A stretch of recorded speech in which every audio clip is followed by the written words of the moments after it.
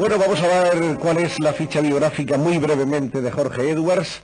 Nacido en Santiago de Chile en 1931, estudió Derecho y Filosofía en la Universidad Chilena, ingresó en la carrera diplomática el año 57, en el 58 tuvo una beca de Política Internacional en la Universidad de Princeton, ha desempeñado destinos diplomáticos en París, ante la Comunidad Económica Europea, en Lima, en La Habana, de nuevo en París, y también en la embajada ante el Elíseo. No sé si hay alguno más posteriormente. No, hasta ahí está bien, sí. El año 73, el golpe militar chileno que acaba con la tradición parlamentaria de Chile derriba al régimen allendista y mata al presidente elegido en las urnas. Jorge Edwards se encuentra a la sazón con un permiso de 2 años en Cataluña, en Calafell, creo. En Calafell. Y ahí, playa de Calafell. eso es, ahí estabas escribiendo tu libro Persona non grata, Estaba terminando, estaba haciendo el epílogo de mi libro Persona non grata, que se publicaría apenas unos meses más tarde, que se publicó a fines de ese año, en diciembre del 73. en Seis y Barral. En Barral Editores. En Barral, en eso. Barral Editores. Era Barral La Editores. antigua Barral Editores. ¿Qué hubiera pasado si el golpe militar te pilla en Chile? No sé, pero supongo que mi situación no habría sido fácil, porque el hecho de haber sido representante diplomático en La Habana, en una representación muy comprometida, porque era la primera embajada de Chile en Cuba socialista, digamos, y después el hecho de haber sido ministro en París a las órdenes de Pablo Neruda y con problemas muy delicados, la negociación de la deuda externa, ya existía deuda, ¿no? Ya existía ese tema. Ya existía ese tema y existía una gran deuda y me tocó intervenir en toda esa renegociación muy delicada y en un embargo de cobre hecho por americanos, por compañías norteamericanas en los tribunales franceses. El hecho de haber actuado en todo eso me habría creado serias dificultades. No sé qué me habría pasado, pero me habría creado dificultades. Por otra parte, tú habías tenido siempre un cierto prestigio de ser la oveja negra de los Edwards, de ser el intelectual izquierdista, el comunista, por así decirlo, de la familia, ¿no? Bueno, siempre se es el comunista de alguien, decían los franceses, y se es el reaccionario de alguien también. Pero en fin, claro, una familia muy conservadora que ha tenido algunos intelectuales antes que yo, algunos casos bastante interesantes, pero en fin, de todas maneras el hecho de ser escritor en una familia así implicaba una ruptura familiar, un conflicto social de alguna clase, digamos. Y entonces sí, yo tenía una imagen de oveja descarriada. ¿Sí? La familia era una familia de financieros, una familia de hombres poderosos, de políticos. Es una familia muy antigua en Chile. Esta familia viene de un marino inglés, que no era ningún ser poderoso, era un pobre marino inglés que llegó en 1806 y se desembarcó escondido en un baúl, porque desertó de su barco para quedarse en Chile. Aparentemente fue una historia de amor, porque se casó con una chilena, se convirtió al catolicismo para poderse casar ahí y se casó con una chilena. Bueno, este señor tuvo muchos hijos, así que es una familia muy grande, no todos son poderosos como dices, hay de todo ahí, pero uno de sus hijos fue un gran especulador en la minería del cobre. Y entonces llegó a fundar un banco, a comprar un gran periódico, el Mercurio, que todavía existe. Con una tradición y un prestigio tremendos, ¿no? De antiguo. Que fue un gran periódico liberal en su tiempo, que se ha convertido en un periódico quizá demasiado conservador hoy, pero todavía es un periódico importante, digamos. Bueno, yo soy miembro de una de las ramas de esa familia, no soy miembro de la rama rica, desgraciadamente para mí. Hay que decirlo, así que tuve que ganarme la vida siempre como diplomático, como escritor, como periodista, en fin. Alguna vez leí que incluso había una rama de la familia que descendía nada más y nada menos que del maestro de Simón Bolívar, ¿no? De don Andrés Bello. La de un escritor muy interesante, precisamente, que era muy cercano pariente de mi padre, primo hermano de mi padre, que se llamaba Joaquín Edwards Bello, y era nieto de don Andrés Bello, era nieto del gran Andrés Bello. Andrés Bello ha sido uno de los hombres monumentales que ha dado, en fin, la lengua española, ¿no? Bueno, y no solo eso, un gran maestro de la lengua. Humanista, jurista, gramático. Exacto, pero sobre poeta. todo, claro, pero sobre todo creo que fue el gran jurista de la vida chilena en el 19. Digamos, es el hombre que creó las bases jurídicas que permitieron que Chile fuera un país estable y un país democrático en el siglo XIX y en casi todo el siglo XX. O sea que, digamos, esta antigua democracia chilena de la que se ha hablado mucho, le debe muchísimo a Andrés Bello como autor de la Constitución y como autor del Código Civil, y además como legislador en muchos terrenos. Es muy interesante porque es un intelectual. En general en América los intelectuales son seres extraños y que sirven poco a sus sociedades. Son seres más bien marginales y son poetas exquisitos, bohemios, qué sé yo, que se pierden un poco en la vida colectiva, digamos. Pero no, Andrés Bello fue poeta, fue humanista, pero fue un gran organizador político. La estabilidad política chilena se debió en gran parte a él. De cualquier manera, Andrés Bello es un hombre que me parece que suena poco, sobre todo aquí en España. En Venezuela se le rinde un culto. Yo creo que los españoles que van a celebrar el quinto centenario del descubrimiento de América tienen que descubrir América todavía. Hay que descubrirla cada día. Sí, no está mal que aprovechen esta celebración para descubrir América. Y para descubrir a los americanos. Y descubrir a los americanos, sí. Tu paso por La Habana fue un paso importante, era como tú dijiste, la primera vez que se establecían relaciones diplomáticas entre Chile y la República Cubana bajo el régimen de Castro. Tú tuviste ocasión de conversar con el comandante Castro, también con su hermano, el jefe de las Fuerzas Armadas y creo que ministro de la Defensa, Raúl Castro, al que yo también entrevisté en Caracas una vez.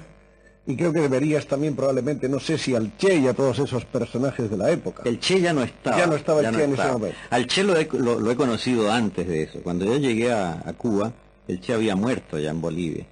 Pero a mí me tocó ver al Che, y es interesante esta circunstancia, me tocó verlo el año 64, en Ginebra, siendo yo miembro de la delegación chilena y él jefe de la delegación cubana a la Conferencia de Comercio y Desarrollo de las Naciones Unidas.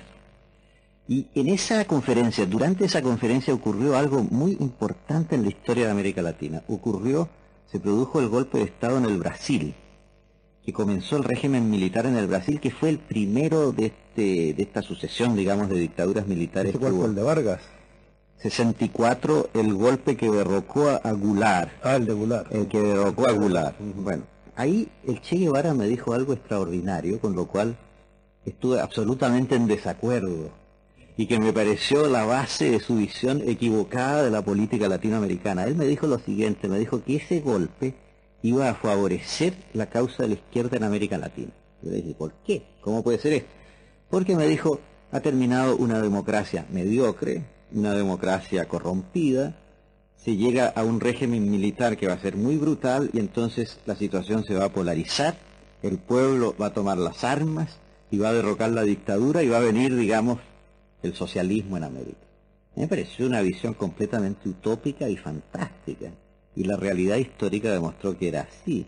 Demostró que esas dictaduras eran muy fuertes, que el pueblo resultaba absolutamente derrotado y desmoralizado y desarmado después de estas experiencias. Y recién ahora nos estamos recuperando lentísimamente y con grandes problemas en América. Y es sorprendente, en un político del que todo el mundo cree que era un hombre que tenía una gran visión del futuro, ¿no? Era un gran utopista, pero un hombre con escaso sentido de la realidad. Esa fue mi impresión básica del Che Guevara. Y una de las cosas que más me reprocharon al publicar Persona non grata fue haber dado esta imagen del Che Guevara. Porque el Che Guevara tenía que permanecer como un héroe. Entonces no se podía tocar a los héroes, digamos. Esta era una cosa muy característica. Está claro que todo el episodio de la guerrilla boliviana que acaba con su vida es un episodio equivocado. Estratégicamente es un error, ¿no? Es un episodio de gran error estratégico. Digamos, los indígenas, los indios bolivianos a donde él va, hablan otro idioma. Él no sabe que ellos hablan otro idioma, no hay ninguna comunicación. El conquistador español barbudo y blanco para ellos está representado ya después por este Che Guevara, un intruso que llega ahí. Es muy dramático, es un caso de desfase, digamos, entre la ilusión, la utopía política y la realidad histórica nuestra, que es una realidad que hay que examinar, digamos, que no se puede mirar con ojos esquemáticos y simplistas, ¿no? Vistos con tus ojos, ¿cómo son los hermanos Castro?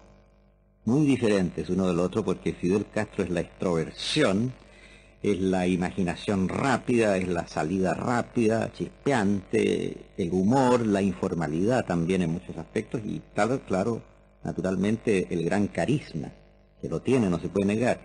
En cambio, Raúl es el hombre frío, previsor, calculador, puntual, muy disciplinado, de una conversación más bien neutra, pareja, digamos, dos extremos completamente opuestos. ¿Cuál es el más peligroso? El que tiene más poder. El que tiene más poder. ¿Y cuál tiene más poder? ¿El que tiene el poder político o el que tiene el poder militar? Me parece que el poder militar está subordinado al político. Esperemos que sí. Esperemos que sí. Esperemos que sí. Allende fue un idealista también, fue un hombre de... Allende es un hombre interesante en un sentido histórico para Chile porque... ¿Pero se dejó matar o se suicidó? Bueno, ¿Se sabe ese final cuál yo fue? creo que eso no Eso da igual. Yo creo que eso no se sabe a ciencia cierta. Él había anunciado, había dicho muchas veces que él no saldría vivo de la moneda antes de cumplir su periodo. Y eso es lo que... Y él cumplió eso. Suicidándose, defendiéndose hasta el final. Es difícil decir. Es difícil decir. Pero era un hombre realmente... Ahora, es un hombre muy importante e interesante en la historia chilena porque viene del viejo sistema parlamentario nuestro, trata de dar un paso más en la profundización de la democracia nuestra y bueno, y se encuentra en una crisis que él yo creo que no pudo controlar. Yo creo que él no pudo controlar ni siquiera a sus partidarios. Así que ¿quién lo destruyó en definitiva? En parte sus partidarios extremistas cometieron errores muy serios y le hicieron mucho daño y en parte toda la reacción poderosísima con que él se enfrentó, con la ayuda de fuerzas oscuras norteamericanas que nunca se sabrá exactamente también qué hicieron. ¿Tú le ves algún parentesco, algún paralelismo, por lejano que sea, a esa situación y a la situación que se produce en España con la victoria del Frente Popular también y que desencadenan en cierto modo la guerra y con todo lo que sucedió después? El Frente Popular Español y la República Española tiene algún parecido con nuestra Unidad Popular y el franquismo tiene algún parecido con el pinochetismo, con la diferencia de que nosotros no tuvimos guerra civil. Y el hecho de que no hayamos tenido guerra civil, de que hayamos tenido un golpe violento pero breve, digamos, nos hace, digamos, esperar una salida un poco más rápida. De hecho, las etapas del franquismo se cumplen en el pinochetismo, pero se cumplen en periodos más breves. Y yo diría que en Chile hoy estamos en una situación bastante parecida a la del año 70, 71 en España. El final está cerca. Parecería. Por lo menos hay unos espacios de libertad, por ejemplo, en la prensa, en la radio. Bueno, tú volviste allá. Yo volví allá. Donoso volvió allá, otros escritores y exiliados han vuelto, ¿no? Y lo que estoy diciendo acá lo podría decir en una radio de allá. Que antes era imposible. Cosa que antes era inconcebible. De manera que se han conquistado espacios, hay espacios de libertad. Por ejemplo, también la dictadura es muy hábil, el control es total en la televisión. No es tan extremo en la radio. Donde nuestro amigo Raúl Matas vi que llevaba el estándar, el pandero, ¿no? el pandero, sí. El telediario más oficioso que he visto nunca, ¿no? Sí, una hora cada noche. Más ¿no? oficioso y yo diría que desgraciadamente que más oficial también, que más oficial. Ahora, el control es muy fuerte en la prensa diaria, pero se escribe entre líneas. No es tan fuerte en las revistas. Hay revistas de oposición incluso muy fuertes, muy interesantes. Y el control hoy día es casi nulo, y eso es muy importante para mí, en el libro. Y en eso creo que algo he hecho yo mismo, porque me tocó presidir durante casi 3 años un comité de defensa de la libertad de expresión, que fue creado por escritores y periodistas para crear espacios de libertad de expresión. El libro, ese libro del que habla Jorge Edwards, es un libro nuevo. Bueno, hay un montón de libros antes que brevemente quisiera recordar con tu permiso, Jorge.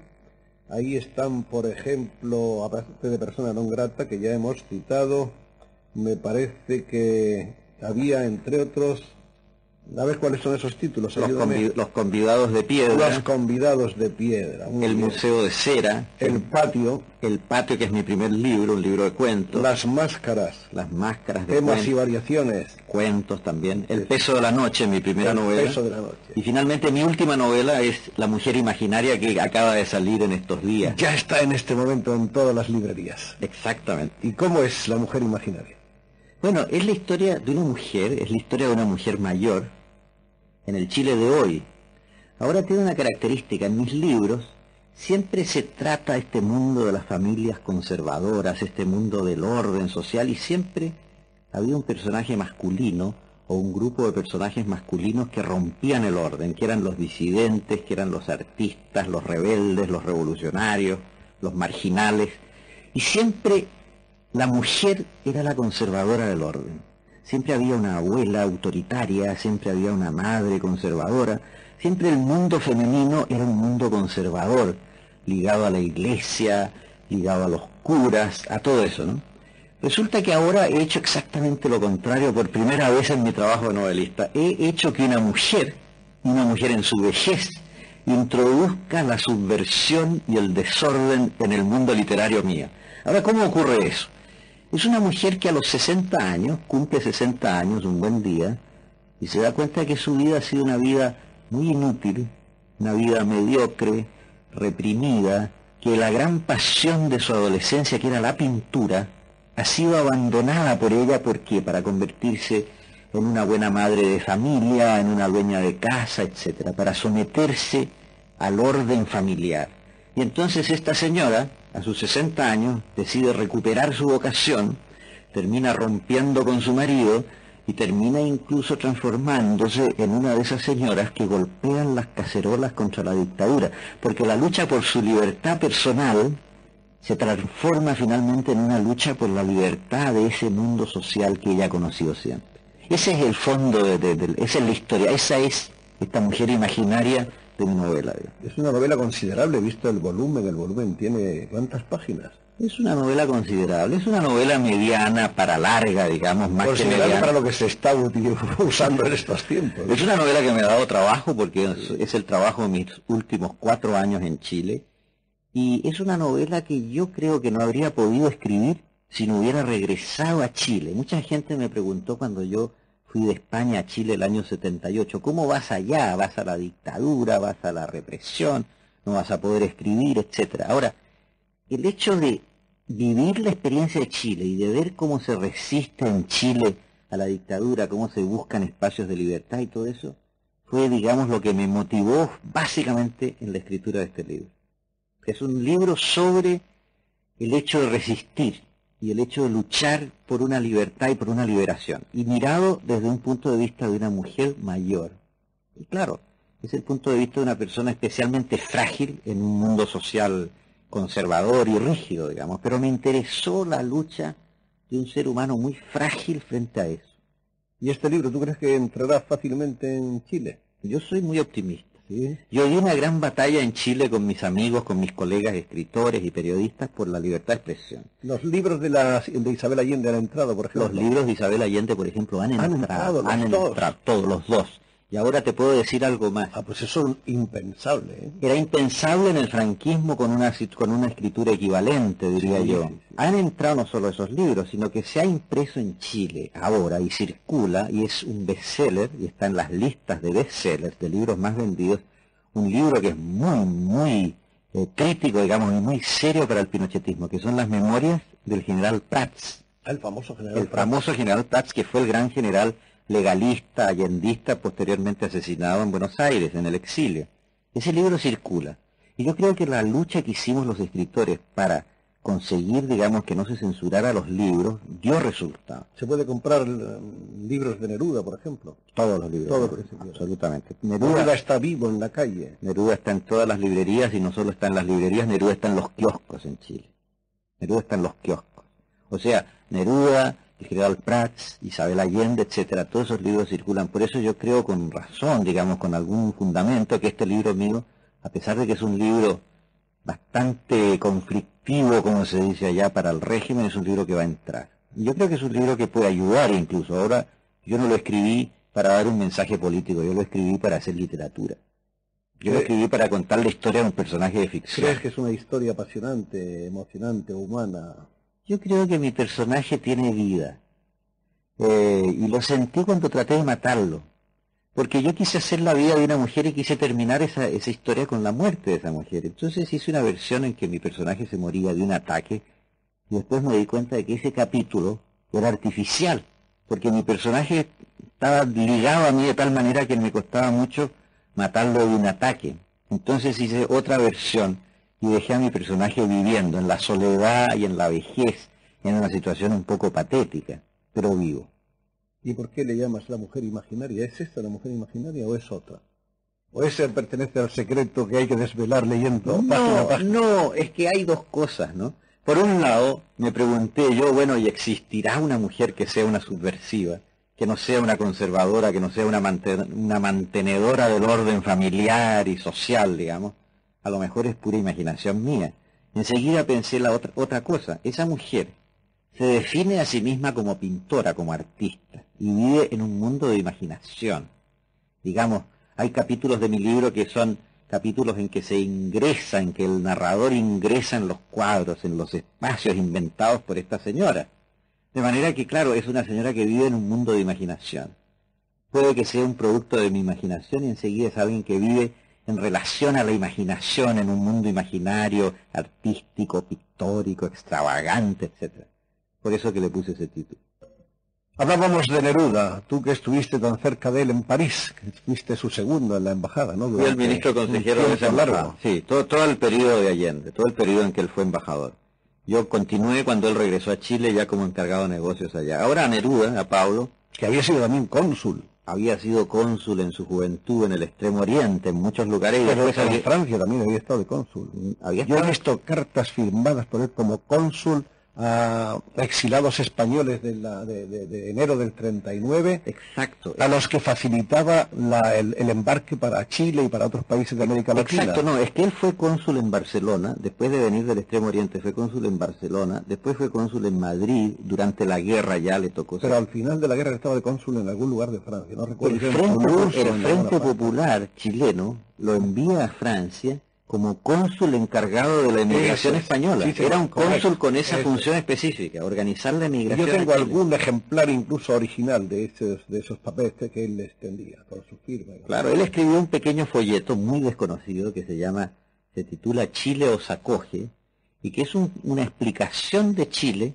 para españoles. Y es un folleto muy interesante y muy raro hoy día. Comienza, por ejemplo, con la Araucana, una explicación tercilla de la Araucana, el gran poema español, el gran poema épico, digamos, de la conquista. Muy bonito folleto ese. Era un hombre, Neruda, que tenía una relación con España que no se conoce bien y que es muy profunda. Y cuando Franco todavía vivía, hacia el final, él me decía a mí, yo no sé qué daría por poder ir a España, pero me decía, le temo mucho más al abrazo que al golpe, digamos, que a la agresión. Le temía el hecho de llegar aquí y ser abrazado por las autoridades del franquismo, más que atacado. Y entonces no podía venir simplemente. Era demasiado notoria su personalidad para poder llegar a España en una forma anónima, como a él le había gustado. A pesar de eso, cuando él paraba en barco en Barcelona, bajaba en Barcelona. Sí, yo lo he visto aquí. Se pasaba 24 horas. Unas horas. Sí. Se pasaba unas horas por las Ramblas y todo eso. Veía a algunos amigos aquí, algunos periodistas, conversaba con ellos sentados en la terraza de Sándor, en la plaza de Calvo Sotelo, etc. Bueno, exactamente. Sí. Muy bien, murió la viuda Matilde Neruda, ha sido una verdadera pena, era una de las grandes nerudianas que nos quedaban. Todavía queda Delia del Carril en la Argentina, ¿no? Pero Delia está muy viejecita ya, ¿no? Sí. Yo la vi en una silla de ruedas. Está en Chile ahora. Sí. En una silla de ruedas la vi la última vez y pintaba todavía, supongo que ya lo pinta. Tengo entendido que ha cumplido 100 años. Fíjate que tengo entendido que ha cumplido 100 años. Y ahora supongo que todo lo de Neruda está más o menos administrado, o por lo menos vigilado por esa fundación a la que tú también perteneces. Hay una fundación que está en formación, que todavía no tiene vida jurídica normal, pero que está en trámite, a la que yo pertenezco, y claro, esa fundación se tendrá que hacer cargo de las casas de Neruda, de las colecciones, que son importantes, de la biblioteca, que es muy importante, de los manuscritos. Esa biblioteca es muy importante para España. Grandes ediciones de Quevedo, de Góngora, de los modernos, para qué decir, ediciones firmadas por Federico García Lorca, Alberti, Cernuda, Alexandre, etcétera, digamos, muy rica para la poesía española. Habrá que hacerse cargo de la biblioteca, de los manuscritos, que son muchísimos, y de toda la edición de Neruda que se sigue haciendo. Neruda, por ejemplo, empieza apenas a ser conocido en los Estados Unidos ahora, y empieza a editarse mucho en Estados Unidos, de manera que esa fundación tendrá importancia y será un centro de estudio de la poesía, un centro cultural muy rico para Chile, digamos. ¿Te quedarás con nosotros algún tiempo, Jorge? Bueno, yo siempre voy y vuelvo, ya este es un Sabes país... que aquí eres persona siempre grata. Bueno, te lo agradezco. Siempre grata y siempre deseada. Y ahora fíjate, vamos todos a familiarizarnos enseguida con tu último libro, con esa mujer imaginaria que estamos ya imaginándonos poco a poco y que vamos a conocer enseguida. todos los españoles con placer Así espero, así espero. de establecer otra vez contacto con Jorge Edwards.